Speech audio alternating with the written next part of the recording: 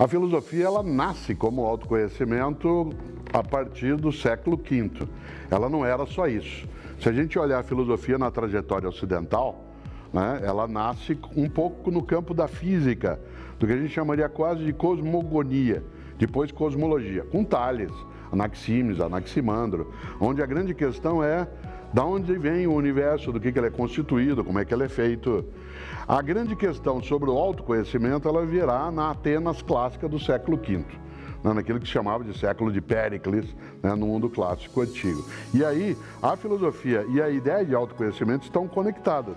Quando eu lembrava aqui o lema socrático, que ele tira do templo de Apolo, que é conhece-te a ti mesmo, a percepção sobre autoconhecimento é forte.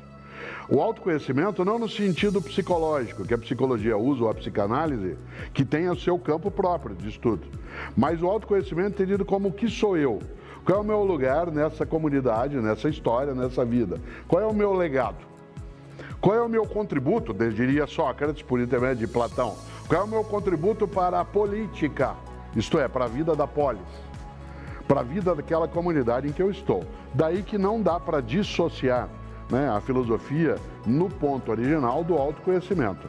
Muitas vezes ela caminhou numa outra rota, mas ela perdeu um pouco dessa conexão com as origens. Por isso, às vezes, né, se diz, não, mas a filosofia, ela lida só com o olhar para dentro? Não, é o olhar para dentro que você vê para poder ver como é que você age do lado externo também. A minha relação com o mundo, a minha relação com as outras pessoas, comigo mesmo, mas ela nasce sim, também, especialmente a partir de Sócrates e Platão, como autoconhecimento. Professor, nessa linha, qual a diferença da filosofia com a psicanálise e com a psicologia? São campos diversos, né? A psicanálise lida muito com algo que está ligado ao que a filosofia não marca. Ela já marcou aquilo que se chama de psicanálise, em algum momento foi filosofia de um outro modo, sem todo o arsenal conceitual que a psicanálise traz desde o final, né, do século XIX.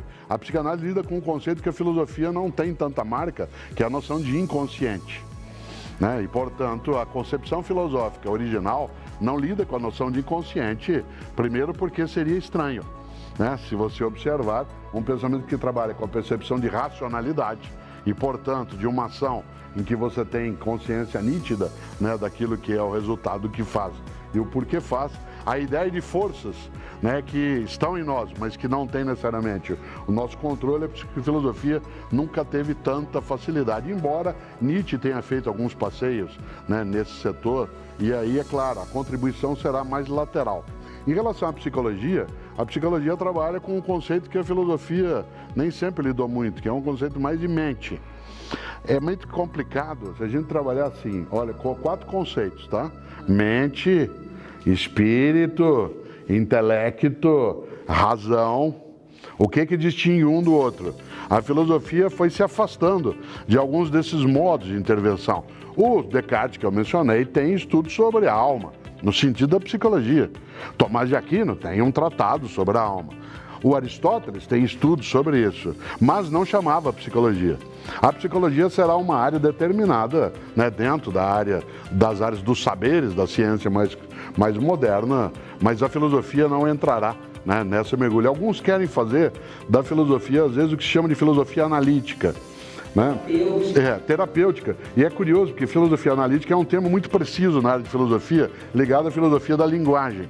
Mas ainda assim, alguns dos outros falam em filosofia clínica, né? Que é a filosofia servindo para acalmar um pouco os espíritos em relação ao modo, não os espíritos no sentido esotérico, né, as mentes, mas ainda assim ela não tem ainda uma confirmação, né, muito sólida.